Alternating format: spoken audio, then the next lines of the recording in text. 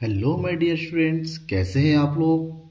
आज हम सॉल्व करेंगे chapter question number 13 and 14 chapter number 1 not for profit organization class 12 accountancy से।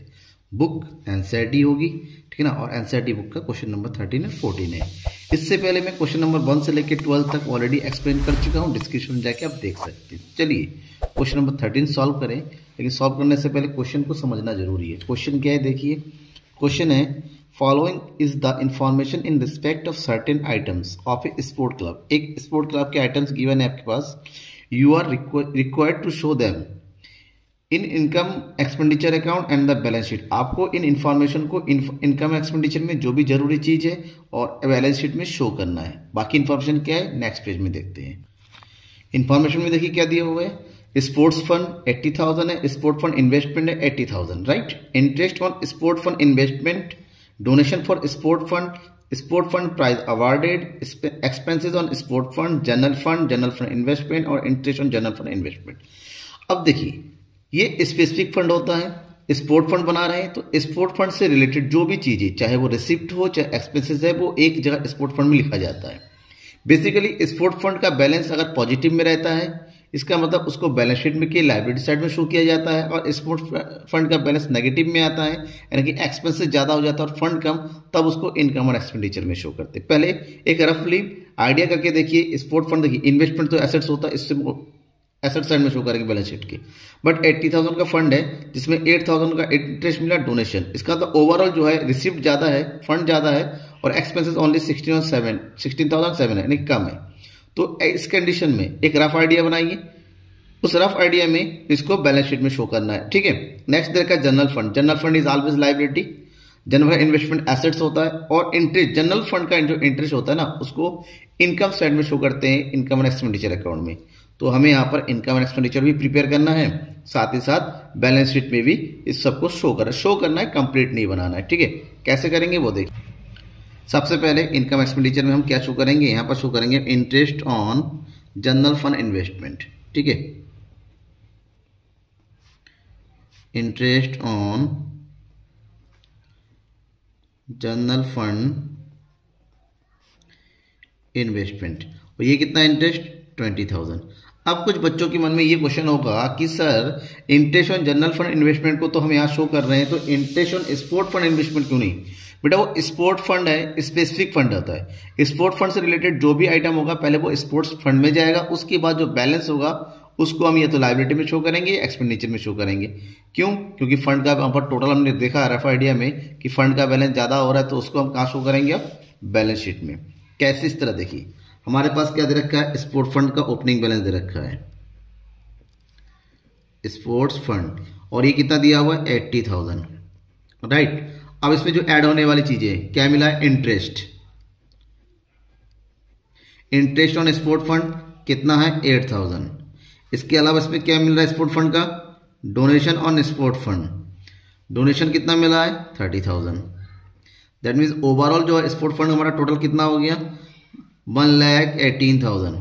अब इसमें से जो भी एक्सपेंस हुआ है हमने लेस करना है। हमने क्या कर दिया, प्राइज बांटा है, प्राइज अवार्डेड, और प्राइज बांटने में एक्सपेंस हुआ है 16,000, और दूसरा आ जाएगा हमारा जो नॉर्मल एक्सपेंसेस है, एक्सपेंसेस ऑन स्पोर्ट्स को पूरा कराने इवेंट, इसमें जो एक्सपेंस हुआ 7,000। तो 1,18,000 में से 16,000 और 7,000 यानी 23,000 को लेस करना है। लेस करने का कितना बचेगा 95,000, ठीक है ना। ये बैलेंस है। अगर मान लीजिए इंसेंस एक्सपेंस ज्यादा होता, प्राइज अवार्डेड और एक्सपेंस इन दोनों का टोटल जो है जो फंड्स के टोटल से ज्यादा होता, तो उसको हम यहां नहीं शो करते, कहां शो करते, एक्सपेंडिचर में शो करते इन दैट केस, ठीक है ना। ये हो गया। लायबिलिटी में दूसरा चीज आएगा, वो क्या है जनरल फंड, और जनरल फंड कितना दिया हुआ है यहाँ पर 2 लाख। अब बात करते हैं एसेट साइड में। एसेट साइड में शो करेंगे दोनों इन्वेस्टमेंट, एक तो है स्पोर्ट्स फंड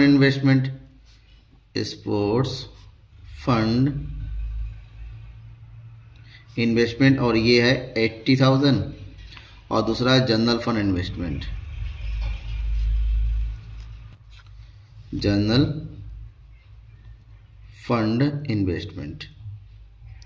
और ये है आपका 2 लाख। अब क्योंकि कंप्लीट बैलेंस शीट है नहीं तो इसको टोटल करने की जरूरत नहीं है, यहीं पर हमारा ये केवल शो करने के लिए कहा गया है, तो हमारा कंप्लीट आइटम्स हमने इन्फॉर्मेशन शो कर दिया। ठीक है, समझ में आ गया? कोई डाउट होता है बेटा कमेंट बॉक्स में कमेंट करके बताइए, अपने डाउट्स को उसको सॉल्व करने की पूरी कोशिश करूंगा। क्वेश्चन नंबर 14 भी कुछ इसी तरह से है, बट पहले क्वेश्चन देखते हैं क्या क्या आ जा रहा है।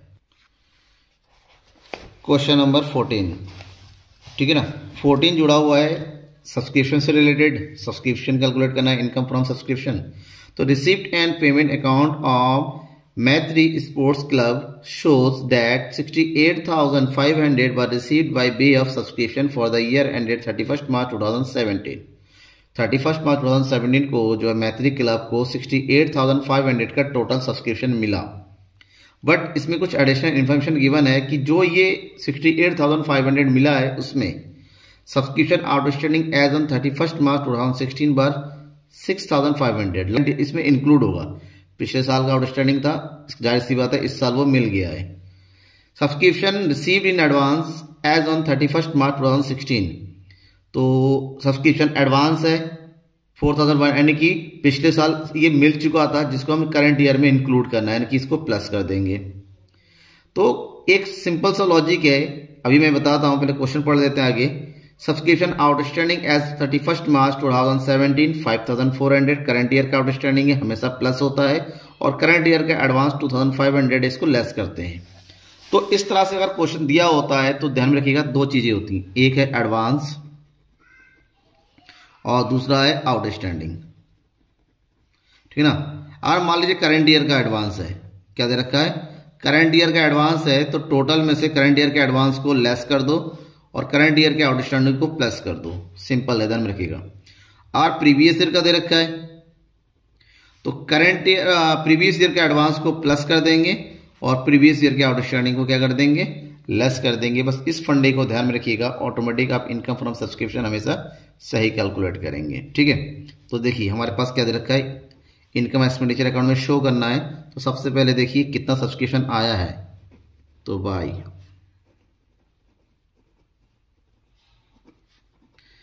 सब्सक्रिप्शन टोटल रिसीव हुआ है 68,500, राइट।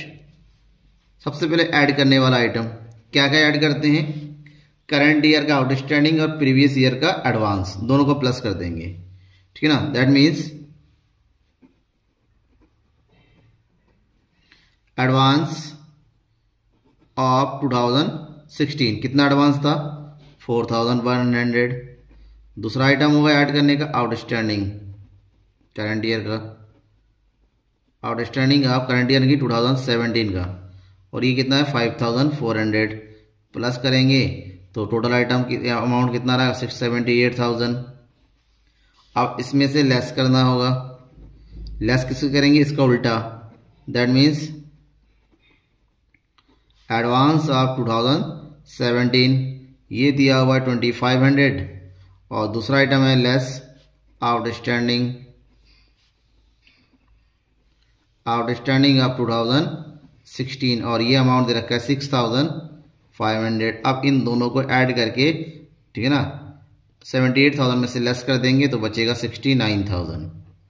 ठीक है ना, इसके अलावा कोई दूसरा आइटम है नहीं है, इतना शो हो गया, समझ में आ गया ना। बस ये कॉन्सेप्ट ध्यान में रखिएगा, एडवांस प्रीवियस ईयर का ऐड हो जाता है और आउटस्टैंडिंग करंट ईयर का ऐड होता है। सेकेंड, एडवांस करंट ईयर का लेस होता है और आउटस्टैंडिंग प्रीवियस ईयर का लेस होता है। ठीक है, आगे अब करंट ईयर का एडवांस और करंट ईयर का आउटस्टैंडिंग, इसको करंट ईयर के बैलेंस शीट में शो करते हैं। That means as at 31st March 2017 में जो आउटस्टैंडिंग होता है करंट ईयर का वो एसेट्स होता है, दैट इज आउटस्टैंडिंग सब्सक्रिप्शन, वो कितना दे रखा है, आउटस्टैंडिंग सब्सक्रिप्शन इज 5,400, और जो एडवांस होता है, एडवांस सब्सक्रिप्शन ये होता है लाइबिलिटी, और उसको शो करते हैं लाइबिलिटी साइड में, दिस वन 2,500, और कुछ आइटम है नहीं, तो यहीं पर हमारा क्वेश्चन कंप्लीट हो जाता है। ठीक है, अब देखिए दोनों क्वेश्चन ही कंप्लीट हो चुके हैं। कोई भी डाउट रह जाता है आपके मन में तो जरूर पूछिएगा, शेयर कीजिए अपने दोस्तों के बीच में ज़्यादा से ज़्यादा, और हाँ लाइक करना मत भूलिएगा। Thank you.